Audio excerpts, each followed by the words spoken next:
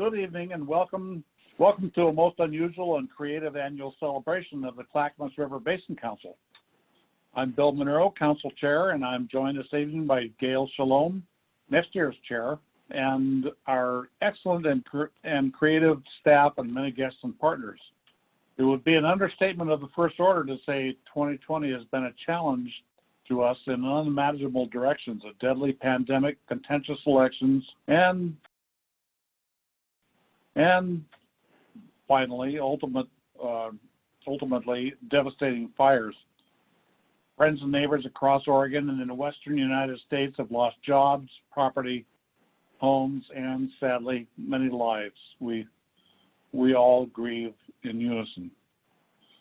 And yet, as the smoke begins to clear on this Thanksgiving Eve, we find much to be thankful for in the Basin Council. We have several great projects in progress, a new infusion of funds for even greater work, and especially excellent partners, including the county, water providers, the Forest Service, Department of Fish and Wildlife, and especially PGE.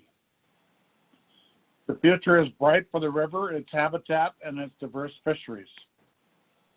Tonight's theme is Replant the Riverside, an invitation to join us in what we do best, giving back to the community and tempering our feelings of helplessness. It's a simple, inexpensive gesture with substantial returns in the future. Trees for tributaries. We're going to join our partners in restoring the singed heart of our watershed. Donate what you can to plant 1, plant 10, or even 100. Like our votes, no seedling goes uncounted. Our mission statement speaks volumes. We foster partnerships for clean water and to improve fish and wildlife habitat and the quality of life for those who live, work, and recreate in our watershed. That may seem bland, but it defines our commitment and our determination to do better for the river and thus our own future. As we proceed with the program, and Maddie, I'm sorry about this, but we'd like to ask everyone to simply turn off your cameras so we can take advantage of as much bandwidth as possible while the staff makes their presentation. Leaving us and our excellent staff, and I say that without reservations, these folks are incredible, is our Executive Director, Cheryl McGinnis. Cheryl, go ahead. Thank you, Bill. As Executive Director of the Clackamas River Basin Council, I am thankful for all your participation tonight and welcome you to our 2020 Watershed Celebration. Hi to all of you. It is humbling to celebrate these times of uncertainty when there are overwhelming challenges and opportunities to rebuild and restore areas of our watershed. Together we can. We have proven through perseverance that together we share many successes. In partnership, we protect our waterways for clean water and to improve fish and wildlife habitat and for quality of life for us all. The Clackamas River Basin Council, with you, our partners and supporters, do this through 4 program areas: streamside planting, stream restoration, water quality monitoring and protection, and all of these are bolstered by community education and involvement. During tonight's presentations, we share details of our past year's achievements and our abilities to succeed in building back and restoring the Riverside with this year's annual celebration theme, Replant the Riverside, 10 trees for the Clackamas. We celebrate planting native trees and shrubs along 30 miles of streams achieved with the involvement of over 125 private and public landowners and with funding from Portland General Electric. You will hear more about this program from Suzi Cloutier. The Oregon Community Trees and the Oregon Department of Forestry honored us with their 2020 Urban and Community Forestry Award for our Shade Our Streams program. We also were honored by Oregon State Parks and Recreation Department for partnering to remove invasive weeds and plant 72 acres at Bonnie Lure State Recreation Area. We celebrate in-stream projects that restore stream function for fish habitat, including projects at the Eagle Creek confluence with the Clackamas, in North Fork of Deep Creek in Boring, Oregon, and in Clear Creek. Clackamas populations of salmon are returning in greater numbers, as you will hear about from Liz Gilliam. We celebrate water quality protections in partnership with local water providers, the Soil and Water Conservation District, Department of Agriculture, and Department of Environmental Quality. We include local agricultural businesses in identifying safe practices. We sample water to track trends in water quality of the Clackamas, which is the source of drinking water for 10% of all Oregonians. And we assist local residents, such as the Clackamas River Community Cooperative, in removing invasive weeds and replanting with native trees and shrubs to provide a shade over our waterways, control erosion and filter contaminants from groundwater before it reaches our river, and protect the excellent water quality from the Clackamas. We celebrate over 600 volunteers who share their time to place Christmas trees in fish habitat structures, who plant native trees, and who stash the trash seen along the banks of the river. Their time, your time, is so very valuable. We celebrate our success in receiving support for our work, funding that requires our continuous efforts to apply and advocate for the benefits of our actions that we provide. Our achievements are made possible through funding for individual projects from grants, foundation support, and individual donations. In 2019, we embarked on a 6-year partnership with 12 other organizations working together to improve and increase off-channel habitat access for native wild fish species of coho, chinook, and steelhead. Currently, we and our partners are conducting wildfire impact assessments, identifying areas of need, and planning for erosion treatments and the return of native plants to the stream banks in our watershed. We are partnering to generate additional funding for use in post-fire recovery efforts that you'll hear more about from Ari Sindel. We need community support for this work as well. We have not achieved our many successes on our own with a small staff and our board of directors. We thank all of you who partner and support our efforts. We truly depend on your involvement and expertise. A most famous quote on the power of working together from Mother Teresa said, "I can do things you cannot. You can do things I cannot. But together, we can do great things." Thank you for your interest in the work of the Clackamas River Basin Council. We deeply appreciate your interest and involvement in actions that rebuild and restore the Riverside. Adam Spencer will be sharing an aerial tour with you tonight. So join us with your support to replant the Riverside. After all, when the river thrives, we all thrive, especially when we work together. And now I'm pleased to introduce Liz Gilliam, our Restoration Program Manager, who will present salmon habitat restoration success. Liz received this tree as a sign of hope for our work and for all who enjoy the Clackamas River. Thank you, Cheryl, and hi, everyone.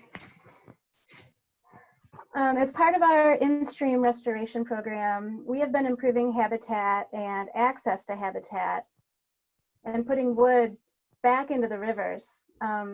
Following large floods in our basin, the river has been diked, confined, and cleared of logs and boulders, with the thinking that clearing the river and getting the water out of the system more quickly would actually improve conditions for fish. But this had the opposite effect. It worsened flooding and has degraded habitat for fish. The wood is so important. It holds the river together. Without the wood in the river, streams start incising and getting more and more degraded, abandoning the floodplain and losing important diversity. So what we know now is how abundant wood in the river was in the past and how important it is to fish and fish habitat. So we have been spending the last few years actively putting wood back into the river and reconnecting side channels, increasing the amount and quality of habitat in the river. One success is this summer we constructed the Eagle Creek Confluence Project in Bonnie Lure State Park, placing over 300 logs into the main stem and side channels and improving over 1/2 mile of in-stream habitat. The large wood that we placed is creating nooks and crannies that juvenile salmon and steelhead rely on to complete their life history. It's slowing down the flow, it's depositing those important gravels and reconnecting side channel habitat. And it was exciting. Immediately after construction, fish were observed using that large wood. Fortunately, those large wood structures remained safe from the Dowdy Road fire, which swept through the area shortly after construction was completed. And as we've seen in recent days, those large structures are immediately being used by adult salmon. And it's a sure sign that the fish will tell us if we've done a good job. And we're staying busy. We have 2 projects being designed and undergoing permitting right now for construction next summer. The Kingfisher Side Channel Project in Milo-McIver State Park, as well as the Sebin Creek Confluence Side Channel Reconnection Project. So we have a lot of really exciting momentum to keep working and improving our beloved Clackamas River. And as a bit of a celebratory side note, hearing from PGE today, I'm going to share some fish run numbers. As of this week, this year's wild early run coho upstream of North Fork Dam has exceeded 7,880 fish, which is 313% of the 10-year average, and was the largest return of early run coho since counting started at North Fork Dam in 1958, which is awesome. The late run coho has just started and are at just over 560 fish. These are early numbers, and if you project forward, it likely could be the largest run of late run coho in over 40 years. It's also really great. And over 4,125 wild Chinook made it upstream past the North Fork Dam this year, which is impressive. It's 184% of the 10-year average and was the largest wild Chinook run on the Clackamas to return to the North Fork Dam. So it's great. We're thrilled to see fish in the river and getting cozy in their new homes. These provide shade, refuge from predators, and slow-moving areas to rest before they continue their journey. And importantly, we are setting these sites up through our restoration work to let natural processes take over so that the benefits can continue into the future without human intervention. So these are successes that we all benefit from. So now I'd like to introduce Ari Sindel, the Basin Council's Riparian Specialist, who will share about the wildfires and our work moving forward. So Ari, receive this tree as a sign of hope for our river and for all who are connected to it. Thank you, Liz. And I really appreciate that. Hearing those good fish numbers is really great. The topic central to our gathering today is fire. It's almost difficult to think back to Labor Day when our partners in the Forest Service recalled that there were not any active wildfires burning through the Clackamas River Ranger District. I remember the intense windstorm that helped to spread these fires. Many large trees and branches fell, including a really big one in a park right nearby me. There were power outages and the fires dramatically increased in size, with the Riverside fire growing by 17 miles overnight. A state of emergency was declared the next day. For some of us, this meant staying indoors and struggling with poor air quality, while others faced unfathomable evacuations. Our partners at PGE actually Tim, who's on with us today, regaled us with tales of venturing to place all facilities into a safe bypass mode to protect migrating fish and other operations, and then speeding away from the evacuation area without a moment to spare as fires raged just off to the side of the road. As of writing this, the Riverside fire is still listed as 72% contained, with nearly 140,000 acres burned, which is 1.5 times the extent of Portland city limits. The Dowdy Road fire burned over 1,500 acres and came close to destroying the fish habitat project that Liz was talking about. And I do remember sitting at my computer at home and just seeing the fire graphics on the map and just hoping that it would be okay. For perspective of the human losses, in Oregon, only 93 homes were lost to wildfire from 2015 to 2019. But this season caused the destruction of over 4,000 homes statewide. At CRBC, we have had to familiarize ourselves with the process of post-fire land rehabilitation, and we are giving our best efforts to help communities we serve and the natural areas we steward. This includes setting up mulch and other erosion and sediment controls on burned soil, replanting, and connecting people with resources. When faced with calamity, we can more clearly see the importance of building strong bonds with other members of the watershed and working together toward a brighter tomorrow. On this note, I would also like to acknowledge a positive from this year. It is a source of pride for me working here that we have an ongoing pursuit of improving equitability in our practices as we work toward our mission goals. It is encouraging that our staff and board members have been given opportunities to attend trainings and have discussions about how we can equitably engage with the diverse populace that make up the watershed. When staff members have put forward ideas for policies or projects to move us forward in our diversity, equity, and inclusion goals, the response has been positive. The ways we can improve are carefully considered, and plenty of these ideas have been brought into fruition. In this vein, I can appreciate continuing our work with the revegetation contractors from businesses owned and staffed primarily by people of color. In fact, having crews readily available who I knew could get the job done and who were much more familiar with the ongoing revegetation project sites than me was an immense help for me as I navigated my first 2 weed maintenance seasons here. It was made clear to me how important it is that we maintain good relationships with these contractors who have helped us for many years, and I'm reverent to have been entrusted to cultivate and continue these relationships. I'm also excited to assist with our efforts of continuing to reach out to women-owned, minority-owned, and small local businesses for our consulting and contracting needs, and also helping to encourage the inclusion of people from diverse backgrounds to be among our volunteers, project partners, and to benefit from the services we provide. Thank you, and I can't wait to see you all here next year with some exciting stories about the projects I've been working on. I will now pass this plant to Adam, our new outreach coordinator. Adam, receive this tree as a sign of hope for our work and for all who enjoy the Clackamas River Basin.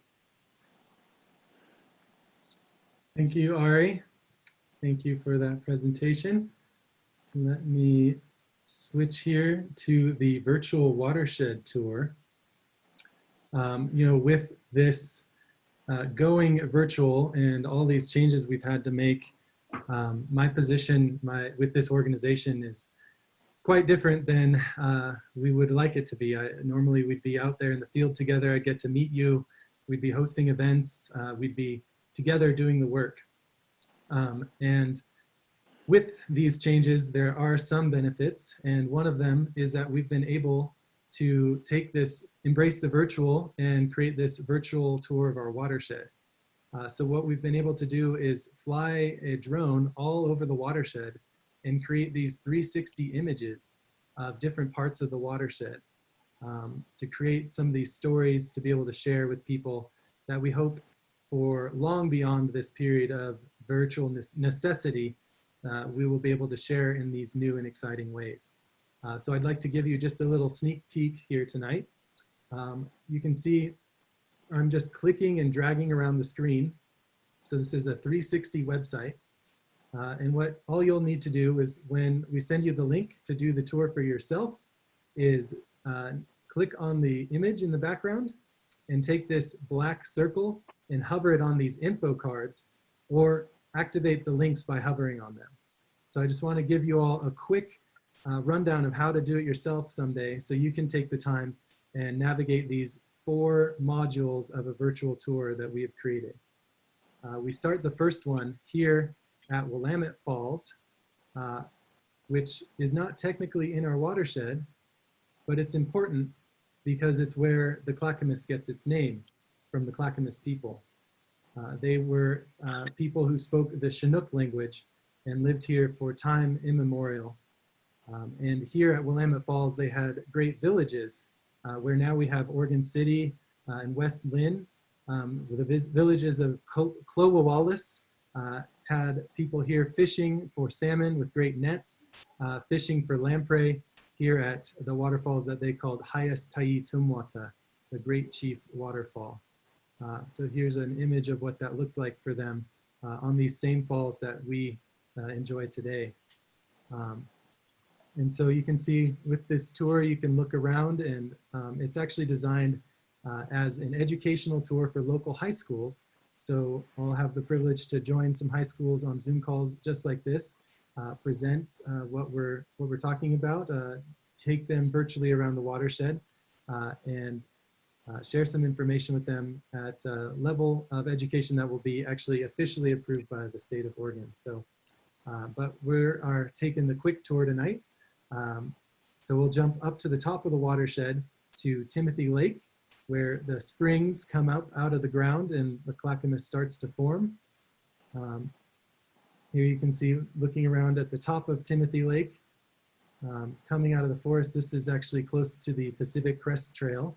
So I was up there this summer, thankfully, before we've had the fires that didn't quite reach here, but cut off the areas from us being able to visit. So the tour starts to go through the geology of the Clackamas and the different types that we have. It goes downriver, following Eagle Creek. Here you can see from up above Eagle Creek in some of the fall colors just a few weeks ago, where salmon were running still. And we hope that, you know, people, when they see these, especially our students that we'll be presenting to, by seeing these images, they'll want to go for themselves, and they'll have somebody in their life who can take them. And, you know, just the idea that sharing media about these natural places can inspire people to go visit them themselves. So the tour goes all the way down to the mouth of the Clackamas, where you can see it meets the Willamette here. Here's Clackamas Park, and some bridges and buildings you might be familiar with. You might be able to see the West offices back in the background. A few weeks ago, just before autumn started, some of the last summer sunsets. And in another tour, we go all the way out to the mouth of the Columbia, where our salmon come back in from the ocean. So this is Astoria's off in the distance. And here we're just on the Washington side from Point Deception State Park, a beautiful place to visit. And again, just a joy to be able to create this and travel around. And we'll have a module about wildfire ecology as well. And so even though now we are affected by the fires, we know that fires can be good for our forests. So we'll talk about how forests recover, how the ecological processes happen with fire involved, and we'll take a look at places that have burned recently, as well as take a look at places that have burned in the past. So that's just a quick tour, and really happy to share that with you, and hope that we'll be able to send the links out to you, and you'll be able to do those tours and take the time and read all the information that we have. And with that, I'll pass it to Suzi Cloutier, Communications and Stewardship Manager. And Suzi, please accept this little tree as a sign of hope for all that we'll be able to do together for our watershed. Thanks, Adam. Thank you, everybody. It's really good to have you all here tonight. I have a unique position in the council in that I get to put a finger in a lot of different programs, and none of that really comes to light as much as when I get to visit landowners. And with COVID, we've made some protocols so that we can still do landowner visits, but from a distance. So I want to tell you a little bit about a landowner visit I had last week with a brand new landowner on the main stem Clackamas. We were taking a walk around and I saw this real shine in her eyes at the great fortune she felt about being able to live on this beautiful river. And I know the feeling well. As a fellow Clackamas landowner and streamside landowner, I too have a very strong affection for this place. As we talked, I realized just how much love, effort, and science goes into fighting for the Clackamas River and its inhabitants every day. We walked and we spoke about the water quality and how, through the efforts of the Basin Council, the Oregon Department of Agriculture, the Clackamas River water providers, and the DEQ, there are many eyes on our water quality and drinking water health all the time. After the tragic fires this past September, the USGS mobilized quickly to test for toxic threats to our waterways due to post-fire erosion. So we continue to sample for pesticides in 5 heavily utilized sub-watersheds in the Clackamas. Together with the ODA and DEQ, we currently collect 126 separate water samples each growing season and analyze each for 147 different pesticides and their constituents. Along with a selected group of council and community volunteers, some of which are here with us tonight, we now can collect flow data as well, helping us to determine now not only what's in the stream, but at what times and under what conditions these pesticides are actually showing up. She asked me what happens when things get out of hand. We happen to be standing and gazing over acres of commercially grown kale fields abutting her property. I was really glad to be able to allay her fears by letting her know that all of this data collection is leading to the creation of the very first Clackamas River Basin Pesticide Use Strategic Plan. I know that's a mouthful. I'll explain.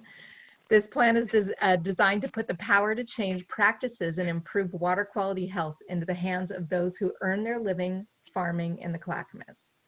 Our coordinating council will be made up of nurserymen, Christmas tree growers, hay and food producers that all are in the basin. We also have some small landowners as well.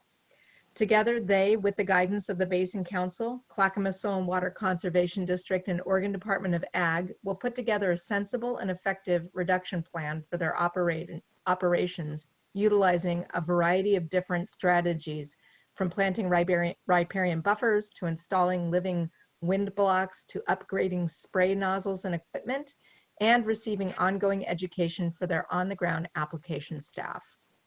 The results being a more educated and involved pesticide applicator community and cleaner water for aquatic life and, of course, for our drinking water. As we walk down her weed-choked but very promising side channel, we discussed the success of the Clackamas River Invasive Species Partnership.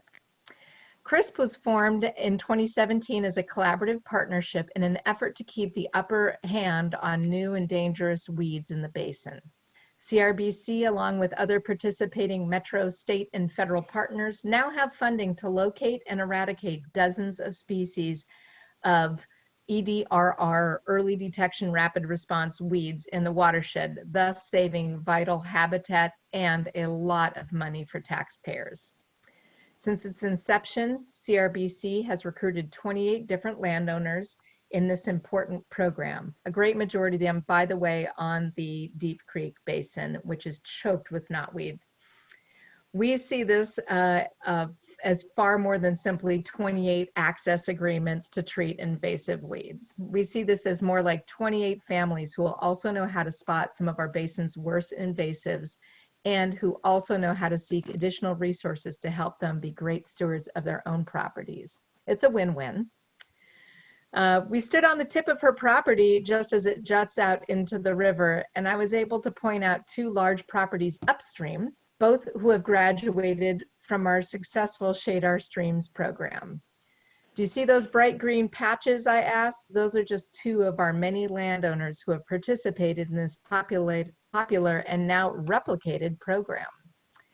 In 2010, with generous support from PGE, we were tasked with helping to keep our river cooler by removing weeds and planting streamside forests on 30 miles of Clackamas mainstem and its tributaries below the River Mill Dam. This year, I'm proud to say the council has now graduated the very last 5 miles of streamside forest in this program. In all, we've planted over 480,000 native trees and shrubs on over 31 miles of Clackamas streams. We've laid waste to over 220 acres of weeds, and best yet, we've made 164 new landowning partners in the fight, providing them not only with restoration, but with educational programs, one-on-one visits, resources, and a deep and enduring connection with their watershed. These folks are getting educated and informed. They're developing a whole new appreciation for their properties and are thinking twice about their pesticide use and the value of that big dead tree standing in their forest. They know which of their shrubs is edible and which ones the pollinators love. They also know now, looking into the river, and have an understanding of which bugs live there and how they are indicators of our stream health. They are the next generation of our river stewards and will share their knowledge with their neighbors and families and their children, giving our basin an ongoing and growing hug. So with this, I would like to acknowledge and congratulate our final class of Shade Our Streams graduates. So please join me in congratulating the following landowners on their new streamside forests. Metro Richardson Creek property, I'd like to thank you, Senior Natural Resource Scientist Brian Vaughn, for allowing us to participate there on Richardson. I'd also like to thank Dave and Maureen Knott, landowners at the very magical former Wilseta Park on Clear Creek. Thank you to Vice President of Operations at Vanport International, Martin Hertrich on North Fork of Deep Creek. And last, I would like to thank Lance Christensen, District Forester with Port Blakely Tree Farms on Little Clear and Mosier Creeks. What a gem. To you and all of the shade landowners of the past, we say thank you for loving your watershed, for joining forces with the many who are working to heal the Clackamas. This is not the end of this great work, but just the beginning. With gratitude for his ongoing commitment to the council, I'd like to hand this tree over to Bill Monroe. Receive this tree, Bill, with hope for our work and for all who enjoy the Clackamas River Basin. Thank you, Suzi, and thank you for your dedication over the years and all of your work. With that, you can see our excitement about the future.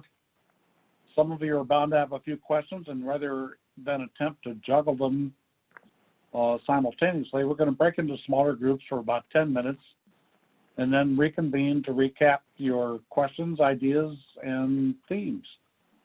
Well, looks like everyone's back. Looks like there's some great conversations. So Gail, would you like to share or help us share? Yeah, looks like I just got booted out of Zoom, but I'm still on the phone. So okay. Unfortunately, I can't see you all, but hello, I'm Gail Shalom from Clackamas Water Environment Services and Chair-elect of the River Basin Council. I would like to invite the staff to give us a recap of the question and answer session. So first, I will call on Cheryl. Hi, our breakout room 1 had conversations about identification of landowners that were impacted and how we're getting that information from the U.S. Forest Service Bear Report and ETART, erosion treatment assessment recovery teams. There are maps that can have then layers of land ownership. While we know that most of the land ownership was U.S. Forest Service or other public lands, there are a number of private landowners that were impacted. So we'll be reaching out to them in the next week, potentially a letter going out as early as tomorrow. finding out what kind of assistance anyone may need. And then a comment, a concern was expressed about when peak flows begin, where the sediment flow into the waterways will impact water quality. And Ari was able to describe activities that are going on to have erosion control measures on the ground. Yeah, I was there in breakout room 1 as well, and definitely providing assistance has been complicated for a number of reasons. We need to do outreach and get in contact with the people who need our help.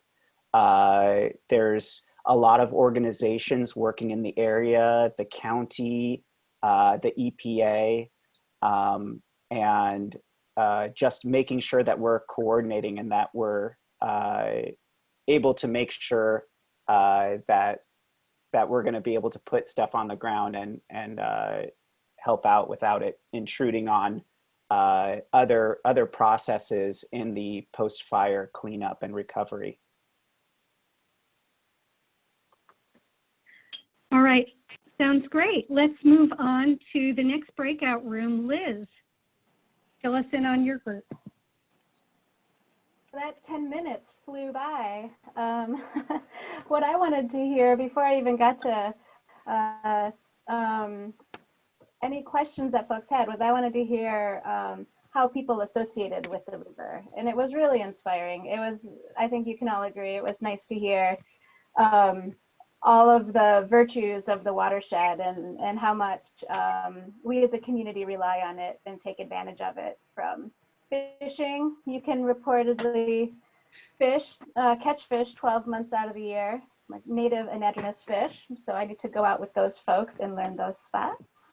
Garth and Tim. And you know, swimming, just all the biological resources in the area, mushroom hunting, and that's about as far as we got, is hearing all of the wonderful opportunities that the watershed provides and why it's so important. Well, that sounds great. All right, and next I will call on Suzi to give us a summary of your breakout room. Well, we were kind of all over the place. We talked a little bit about what the plan is for replanting the Riverside for sites and whether we're going to utilize volunteers for this activity. We talked a little bit about timelines, which we know are going to look a little bit different than our usual planting timelines, given the after effects of the fire and challenges for erosion or safety. We also talked about monitoring, pre and post monitoring for some of that beautiful large wood that Liz is putting in the river and how we're going about that, and results of any of that monitoring information. And then lastly, we've chatted about reporting out on the pesticide sampling and how that's going to happen, how that does happen through the DEQ, both quarterly, annually, and then every 5 years in a larger basin report. And then how we're going to utilize that in the strategic planning process. All right, very good. Sounds like Ari was in the same group as Cheryl, but did you have anything else to add to that recap, Ari? No, I think just thank everyone for coming, and it was a really good conversation, and I'm really excited to get out there and plant some more trees, and you know, hopefully we're able to, well, not hopefully, we're excited to make a big impact in the coming months. All right, sounds good. Well, I hope everybody got their questions answered. Next, I'd like to introduce Director Todd Bartlett, who will share about the CRBC Board of Directors. Todd, please receive this native plant as a sign of hope for our work and all who enjoy the Clackamas River.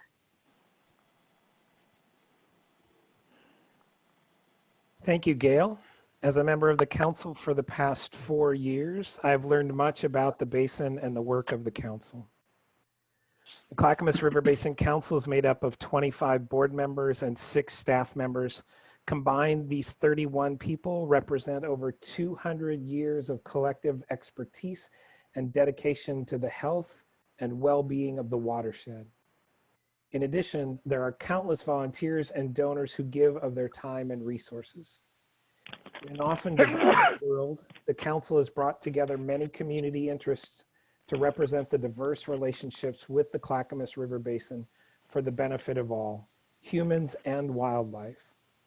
The council is made up of people who represent fish and wildlife interests, both recreational and scientific communities, governments and agencies like the Forest Service, city and county governments, Oregon Natural Resource Agencies, small woodlot owners, special districts, soil and water conservation districts, community planning organizations, both urban and rural, native tribes, commerce, private industry, agriculture, non-timber, environmental interests, recreational interests, youth and education, utilities, property owners, main stem and property owners in the tributary, and of course, citizens at large.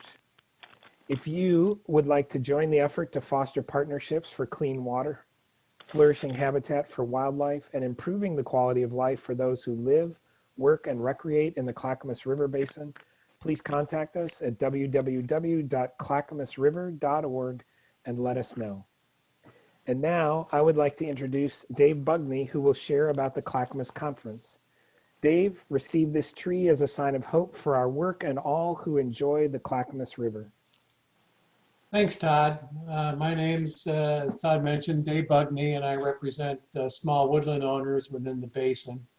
So the Clackamas Conference is going to be a virtual year-long and free of charge learning experience for both the general public and those of professional, scientific, engineering, and governmental communities. The purpose is to bring attention to and deepen the understanding of the condition, needs, and issues related to the natural resources in our basin. So this conference aims to share information and bring involved organizations up to a common and current understanding of these topics in order to strengthen partnerships and to strategize on the best use of limited resources for the best results. Bringing more attention to the basin, the conference also aims to increase public awareness and gain cooperation from more residents and not currently active in the watershed. So the proposed themes are threefold. So firstly, it's to put forth a set of selected, integrated, and sequenced topics presenting the latest scientific and engineering stream analyses, sociological impacts and ramifications, and fish habitat restoration and protection practices specific to our basin. Secondly, it's to inform attendees of the uniqueness and in many respects of this basin, including its historical context. And thirdly, to provide attendees the foundations to acquire the necessary tools to make informed decisions regarding usage and future restoration and protection needs of the basin. So the conference planning is well along. We have a 17-member steering committee, some of which are here tonight, of which I'm currently the chair, and represent a full spectrum of stakeholders within the basin. And our first class will be starting on or about March 4th of next year. And more information will become available on the CRBC website, and you folks, I suggest, or just spread the word and take advantage of this great opportunity. So I would pass a tree along, but we just planted it. But instead, I have a beaver stick here. So being a former Shade Our Streams alumnus, I just wanted to show you that Shade Our Streams does more than just keep the water temperatures cold for fish, that it also provides ample habitat or food source for our beaver population in our community. And I just wanted to mention, since Liz asked the question earlier, how the stream is up here. Marianne and I took a walk at lunchtime today, and we didn't even walk over the whole length of the property, maybe just half of it, and we encountered 10 coho reds on the place. So we've never seen that many before in the creek. So I think that bodes well for this year. So with that, I'll pass it, I guess, to Adam.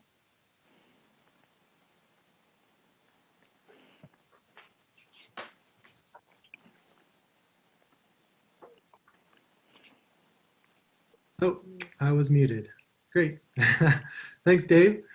Well, I'd like to transition from our presentations to the highlight of the evening. We are here because all of you here we believe in a healthy future for our community, our watershed, and this beautiful place we call home.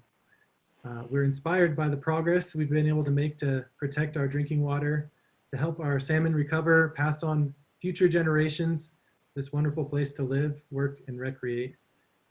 And with any great journey to improve our watershed, we've experienced a setback that challenges our hope, but not our resolve. So as our organization endured the days of smoke and uncertainty, we wanted to do something. And I'm sure many people felt frustrated that there wasn't more we could do. Some of the people on this call were heroes in those days. We mentioned Tim going to the dam and all the people at PGE that did what was needed to be done in such crazy times. Suzi was all over the place rescuing animals, and I'm sure others helped by supporting a neighbor emotionally or with a place to stay or getting out that right information. But now that where the smoke is cleared, we can start focusing on how we can help our forests recover. And so with that, I'd like to share a video that we've made with the board, and we hope helps inspire you, and that you can share with your friends so that they too can participate in this fundraiser. And so please enjoy. When wildfire struck our community, we worked together to keep each other safe. The destruction will take some time to heal. Some have lost homes, and the places we have loved are scarred.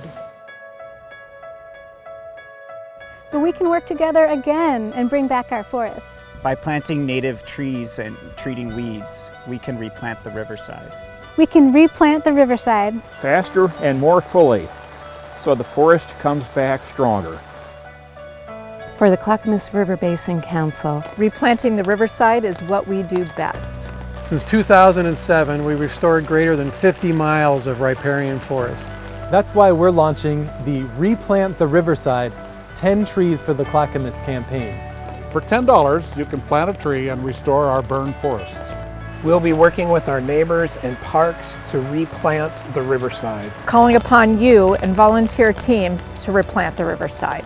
And your $10 will cover 5 years of follow-up maintenance to make sure our forests return. So please, donate $10 to replant the riverside. And tag 10 of your friends to donate to. Together we can promote our native forests, protect our slopes from erosion, and replant the riverside. And replant the riverside. And replant the riverside.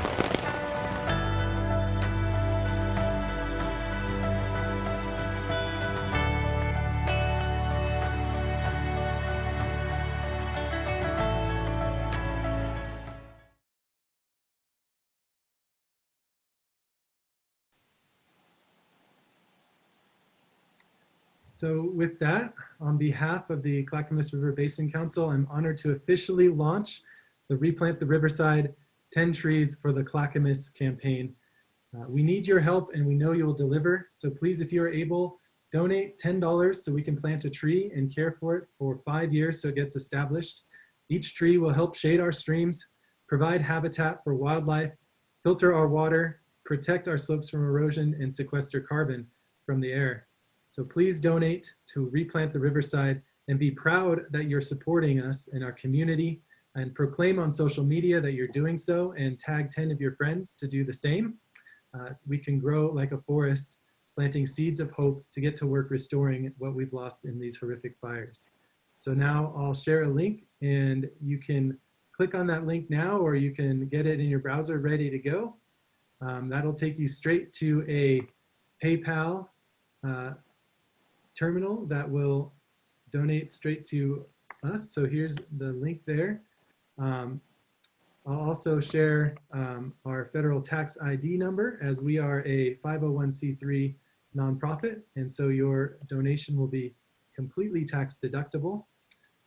If you do not use PayPal, you can use the PayPal terminal with a credit card, or you can call our office or mail us a check and we'll help you get that donation in, and we really thank you and appreciate it. Over this fundraiser, which will go until December 17th, we'll have 4 weeks to share with our friends to ask them to donate as well. And on Giving Tuesday, we will have a big day of donating, as the Warren Employees Community Impact Project has offered to match donations up to $2,000. So that means if you donate $10 for a tree on December 1st, Giving Tuesday, you'll actually be donating 2 trees. So tell your friends about that. And tonight, we also have an anonymous donor who is matching donations as well for $1,000. So if we can get that done, I would like to open it up now for anyone who would like to make a donation and pledge why you're donating. And I'll start, I'll donate $100 here for my sister who's getting married this week and her new husband, so that they will have a forest to take their kids someday. So with that, I will open up to if anyone else would like to share.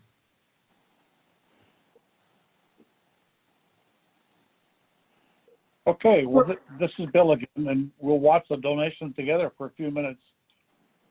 And remember, they're tax deductible. I'm in for 100 also, in addition to Adam. And we'd love to have you donate what you can tonight so we can take advantage of that generous anonymous matching partner. But our link will, of course, as Adam said, will also remain open until we meet again in December for part 2. So let's give it a few minutes, and then we'll wrap it up and close. Thank you for your attendance and hopefully for your donations. I wanted to let you know that video was great, and great work, Adam, and also staff and board members who were recorded. I really love that video. Great, thanks, Laura. Yeah, I just put the link to the video in the chat, and we're seeing in the chat, Liz Gilliam says she'll donate $50 and tag 10 friends. Garth Wyatt, I'm in for 10 trees. Susie, I'm pledging $100 for the livestock who cannot go home. And they're humans. Oh, wow. Tim's donating from the Shibahara family $500.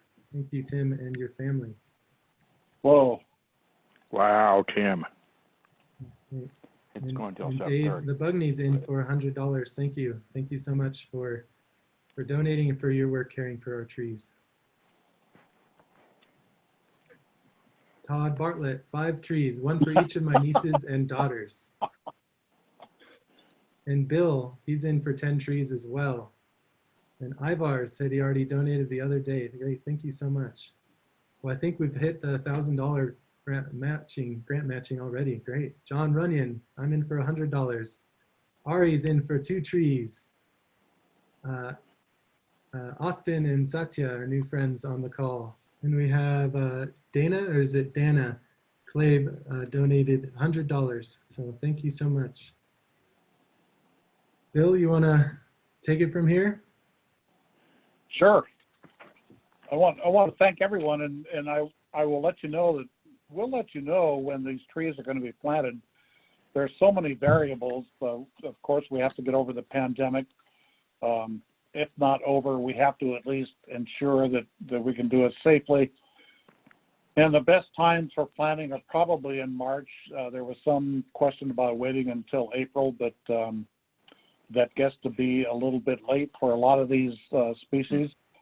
So we'll let you know. And gosh, this is just overwhelming. It's such a to watch everyone participate in this.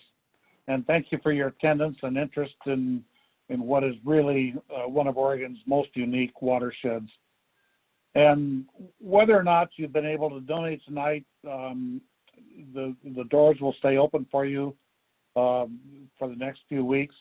And please join us December 17th to recap the effort. And pay attention the next Tuesday, Donate Tuesday. And on December 17th, we'll also congratulate our 2020 award recipients, and they are very deserving. And we hope that you'll join us then also. And good night, and God bless us all, each and every one. Thank you for attending. Thank you. Good night. Thank you, everybody. Thank you, everybody. Everyone. Good Take night, care. everyone. Thank you. Great. Thank you so much. Cheryl? Thank you all. Thank you Cheryl? guys. Have a good night. Great job.